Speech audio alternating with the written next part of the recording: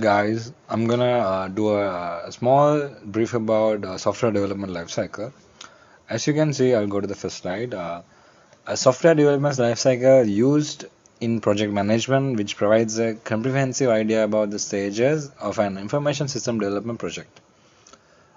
Which means when we are developing a project, it means like software development lifecycle used in project management, which means when we are doing in a project, when we are management in a project, we use software development lifecycle to provide comprehensive idea about the stages and about the information system development project. So there are different types of SDLC models can be shown as follows. As you can see, the waterfall method and the spiral methodology and the agile methodology and the rapid application development. So as you can see, the small brief about the how it goes, the SDLC models, like it shows that with an arrow that how it goes through starting by waterfall methodology. So I'll go to the waterfall model.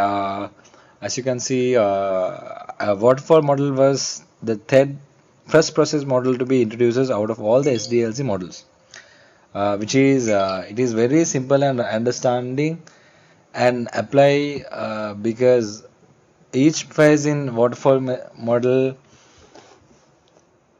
it is very simple to understand and apply because each phase in a waterfall model must be completed before moving on to the next. The phases do not overlap. So as you can see, when it comes to waterfall model, this is the methodology and how it goes. Like this is like an waterfall. The requirements and to the design and to the development and to the testing and to the deployment and the maintenance.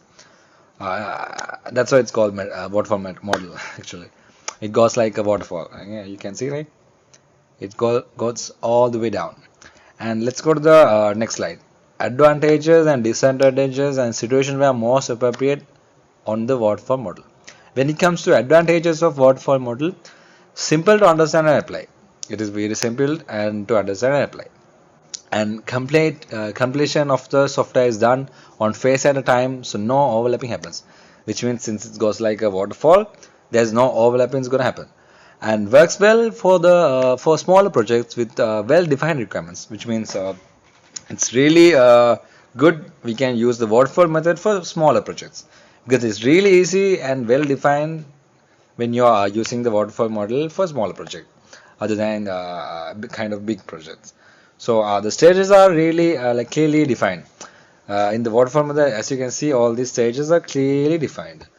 And when it comes to tasks, are simple to organize. It's like since it's like a waterfall, it's the tasks are really simple to organize, and the results and the process are well documented. Actually, it's the same thing. Like it's really documented and it's really smooth.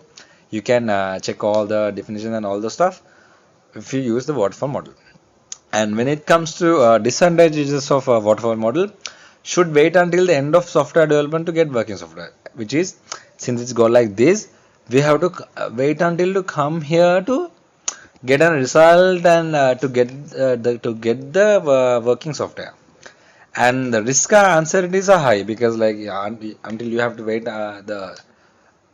because you have to wait until the end of the software, like we have to wait the end of it. Risk and uncertainties are kind of high, and the complex projects cannot be designed using this model. As if I said, smaller projects are really well defined, but complex projects cannot be designed by using this model. And the progress of the software cannot be measured through the phases of the software project also. And once built or developed, it cannot be changed or altered during the requirements. Since it goes like this, when it designed, you can't change or update or altered according to the requirements. And situations were most appropriate, which is like you can use this waterfall model when it comes to that. This model is most appropriate when the requirements are well documented, clear and unchanging. You have to be so sure about a project, it's not gonna get updated. That's when you can use the waterfall model. And the product definition is consistent. As you can see, and the technology is well understood and does not change rapidly. There are no ambiguities in requirements to support the product. Sample resources with and to support the product, sample resources with the necessary expertise are available also. And the project is brief. So that's about the waterfall methodology. Let's go to the next methodology. It's spiral methodology. When it comes to the spiral methodology, the spiral model is a risk-driven process model. It is a risk-driven process model actually. This STLC model assists to the group in implementing elements of one or more process models such as waterfall, incremental, waterfall, and so on. The spiral technique combines rapid prototyping and concurrent design and the development activities. So as you can see, this is how spiral methodology goes. It's like a circle.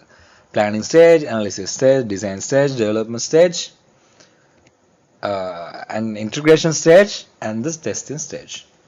Let's go to the next slide. You can see advantages, disadvantages, and situations most appropriate of using spiral model.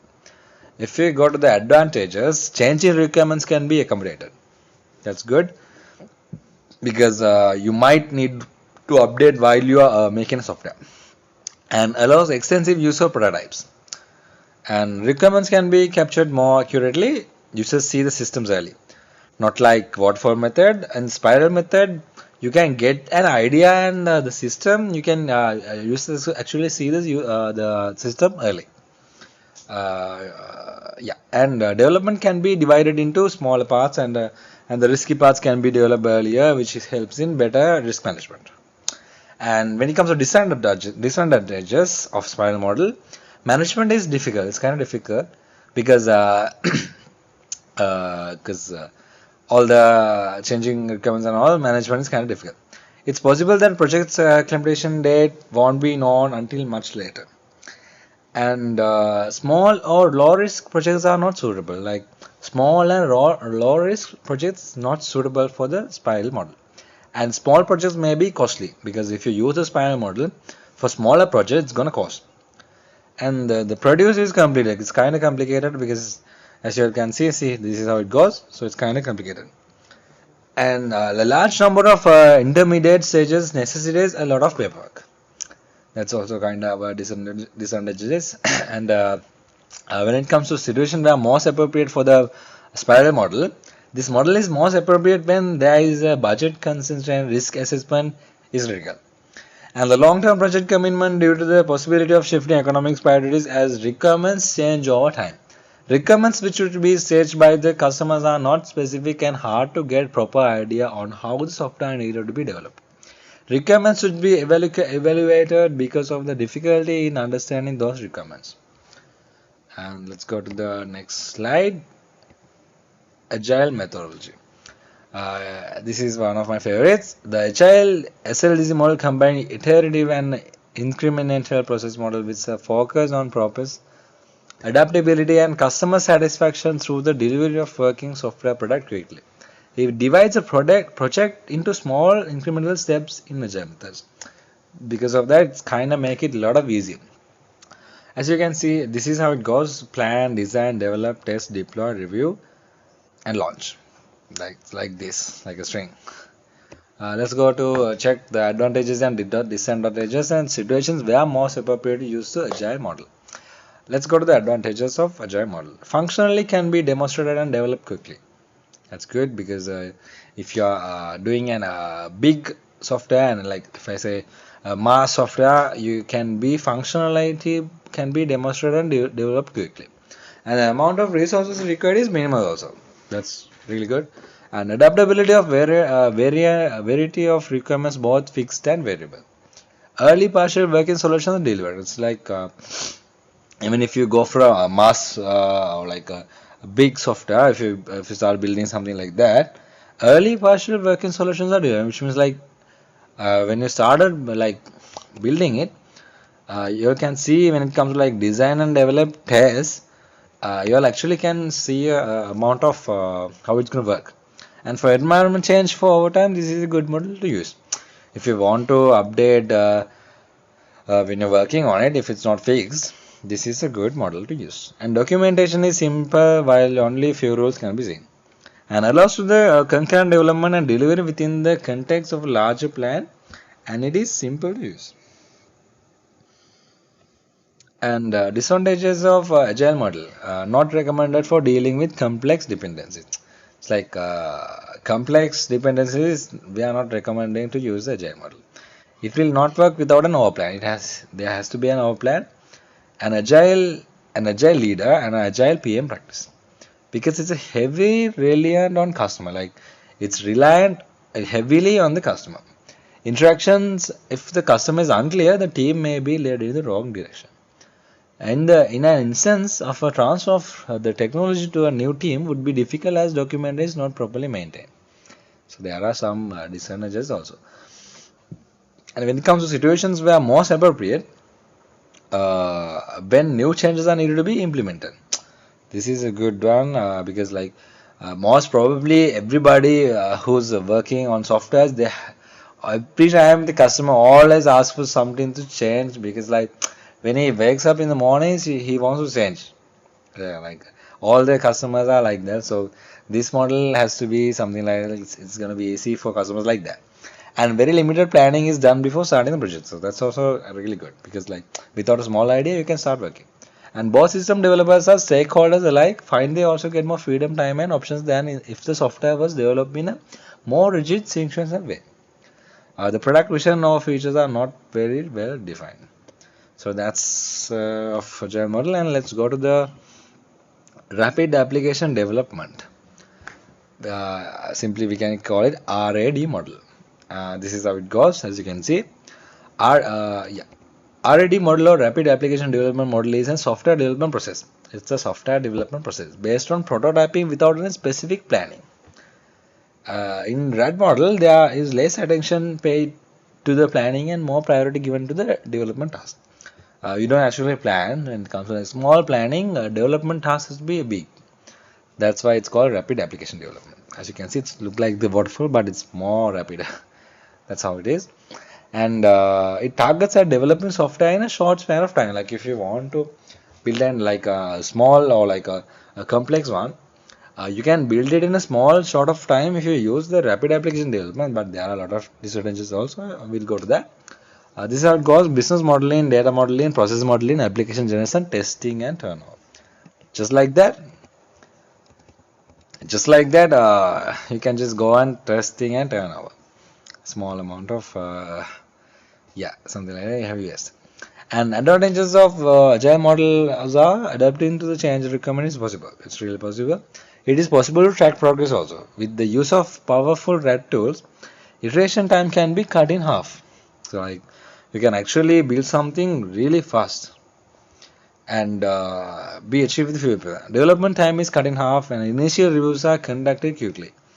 Yeah, and when it comes to disadvantages of agile model, and the project necessitates the use of highly skilled developers and designers. Inapplicable to low-cost projects due to the high cost of modeling and automated code generation. Increased complexity of management and the uses of software should be involved through the life cycle. So that's kind of disadvantages of agile model. And situations where most appropriate, like for the RAD, the most appropriate situations are already like RAD should only used when a system can be modularized and delivered incrementally. It should be used if there is a large number of designers available for modeling. It only has to be used when a large number of designers are available for modeling. And it should only be used if a budget does not allow for the use of automated code generation tools. As if like if the like the client side, if he tells you this is the only budget I can spend for automated code generation tools. So if he is asking for a budget, like you can't use this. It's not. It won't be most appropriate. But if he's not telling that I have a budget, just use all the automated code generation tools. Just do your best. If he says something like that, you probably will go to the agile model and you can use this. And then again, only use the RAD and SDLC model if domain experts with relevant business knowledge are available. That's kind of a main point. Only use the RD SDLC model if the domain experts with relevant business knowledge are available. Which means there has to be lot of expertise in this model, like not like other models. In agile model, when it comes to agile model, there has to be lot of expertise on this model. There have people who have expertise this model to their knowledge to do, like, to work with the agile model.